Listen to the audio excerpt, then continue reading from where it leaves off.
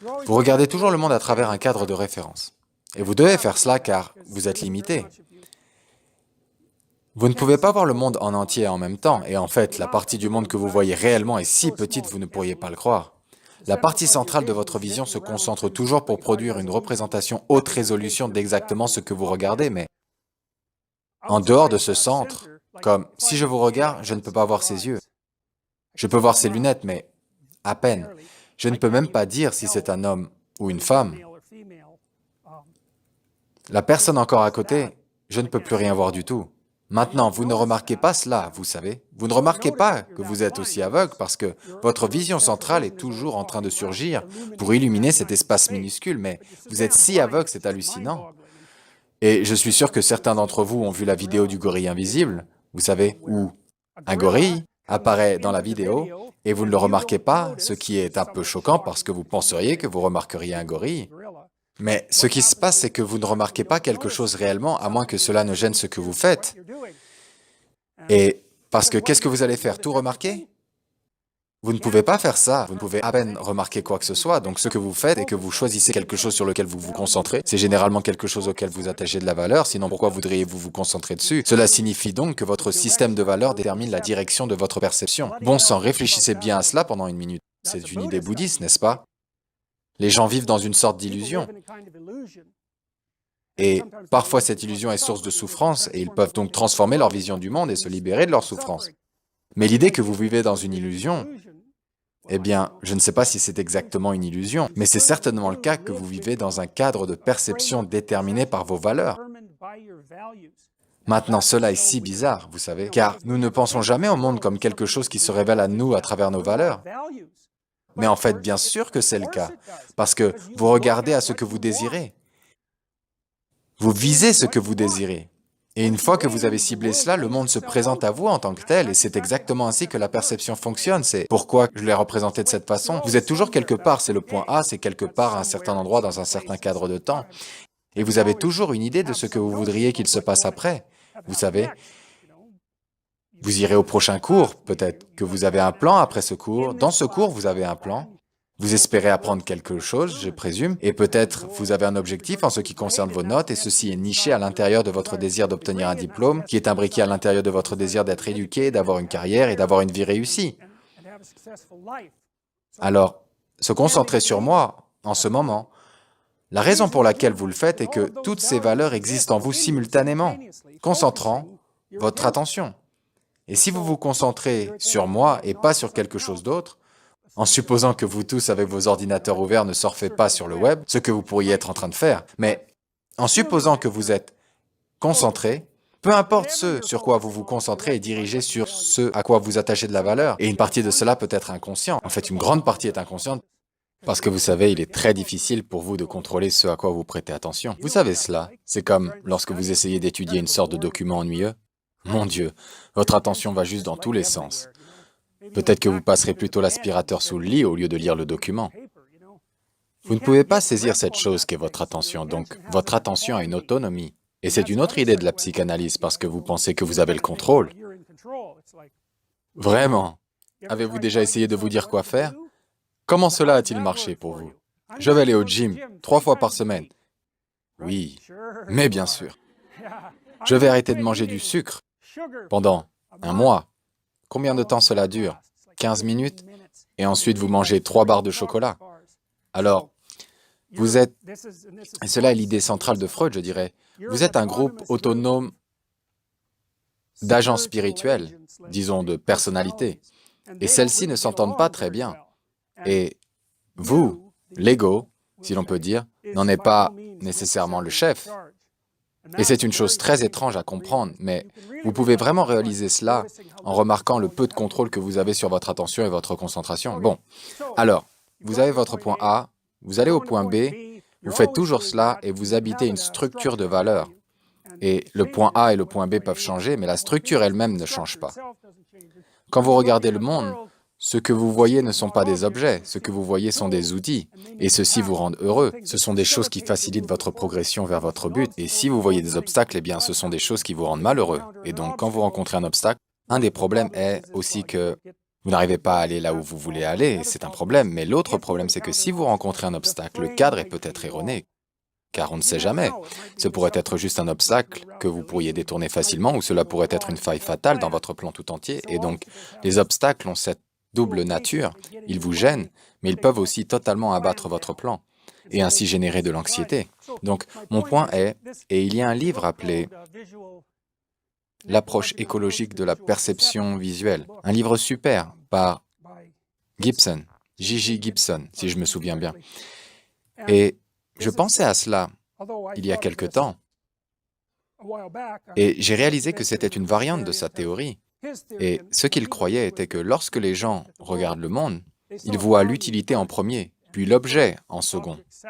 Donc, par exemple, pour Gibson, si vous êtes debout près d'une falaise, vous ne voyez pas une falaise et pensez ensuite au fait que vous pourriez tomber et vous vous sentez alors effrayé. Vous voyez d'abord un endroit où vous pourriez tomber. Et une partie de l'acte de voir est d'avoir peur de cela parce que vos yeux sont connectés directement à vos systèmes émotionnels. Et une partie de ce que vos yeux font est de vous dire ce qu'est l'objet. Mais vos yeux font toutes sortes de choses. Par exemple, ils vous préparent à l'action, ils vous préparent à saisir, ils vous préparent à l'émotion. Et rien de tout cela ne nécessite nécessairement l'existence de votre perception de l'objet. Donc il y a des gens qui sont comme aveugles.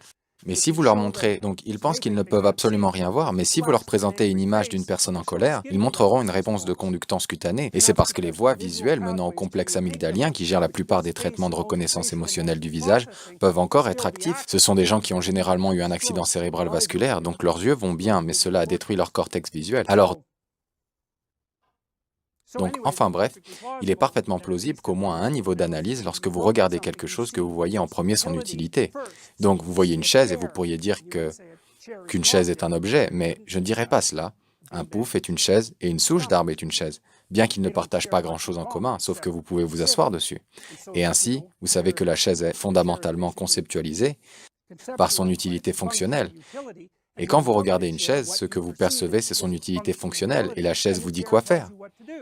Elle vous dit « asseyez-vous sur moi » et ainsi. Et il y a des gens qui ont des dommages préfrontaux et ils se livrent à quelque chose qui s'appelle comportement d'utilisation. Et s'ils marchent dans le couloir et qu'il y a une porte ouverte, ils doivent quand même essayer de l'ouvrir et ils ne peuvent pas ne pas faire ce que l'objet leur dit de faire. Cela s'appelle le comportement d'utilisation d'objet. Donc voilà comment le monde se présente et je dirais que dans ce domaine, vous êtes dans le monde prévisible.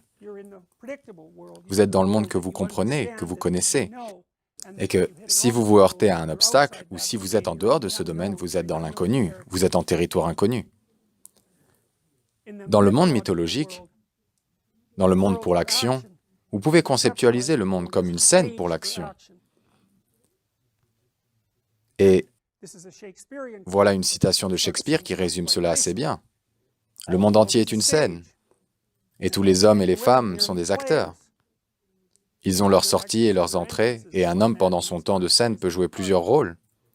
Et vous pourriez dire, est-ce cela vraiment vrai? Et la réponse à cette question est, bien cela dépend de ce que vous entendez par vrai. Et cela est vraiment la réponse, car il existe différentes manières de définir ce qui est vrai. Alors, et il n'est pas évident qu'il n'y ait qu'une façon de définir ce qui est vrai, qui soit appropriée. Vous savez, la définition de la vérité pourrait être plus comme un outil. Et vous savez, nous sommes des créatures utilisant des outils, et vraiment ce que nous essayons de faire avec nos conceptions de la vérité est d'avancer avec succès dans le monde. Donc même la science est subordonnée, en tout cas devrait être subordonnée, à notre utilisation dans le monde comme un outil, parce que si ce n'est pas un outil utile, que faisons-nous avec? Simplement générer une technologie qui pourrait détruire le monde? Cela semble être une mauvaise idée. Alors, donc je pense que de voir le monde comme présentant des outils est en fait le type de vérité fondamentale, et je pense que c'est une idée darwinienne aussi, que nos idées sur le monde ont évolué selon un processus darwinien, et qu'il est approprié pour nous de considérer que les choses les plus réelles sont celles qui assurent de manière fiable la continuation de notre vie et la probabilité de notre propagation. Et si vous êtes un vrai darwinien, je ne pense pas qu'il y ait un moyen d'aller contre cette argumentation. Et cela ne va absolument pas de soi que de voir le monde comme présentant juste des objets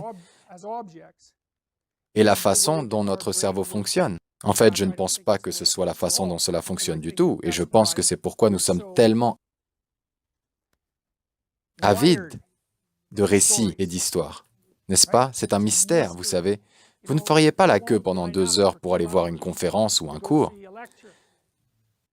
mais vous la feriez, peut-être même que vous camperez du jour au lendemain si votre imagination mythologique a été saisie par Star Wars pour Dieu seul sait quelle raison. Et vous savez, c'est une source de mythologie. C'est la mythologie de la personne moderne, et cela comble un vide. Et c'est pourquoi les gens font cela. Donc pour moi, cela parle de la manière dont notre psyché est construit, et c'est une idée de Carl Jung, c'est l'idée de l'archétype essentiellement, que d'être humain, c'est participer à un certain schéma de régularité comportementale d'être, et que ce schéma comportemental est exprimé par nos actions socialement, aussi individuellement, mais cela fait aussi partie de votre structure, même de votre structure perceptuelle en tant qu'organisme vivant de votre type particulier. Et cela serait le cas, au moins en partie, que le mythe du héros, qui est de partir à l'aventure, là où personne n'est jamais allé avant, de faire face aux terreurs de l'inconnu, de récupérer quelque chose de valeur et de revenir victorieux, est l'histoire centrale de l'humanité. Ce n'est pas la seule histoire centrale, mais c'est là-haut dans le top 3. Et beaucoup de drames dans lesquels vous êtes si engagés sont des variations de ces histoires. Et vous les regardez encore et encore et encore parce que vous essayez d'apprendre comment faire cela, parce que c'est ce que vous devez faire pour vivre.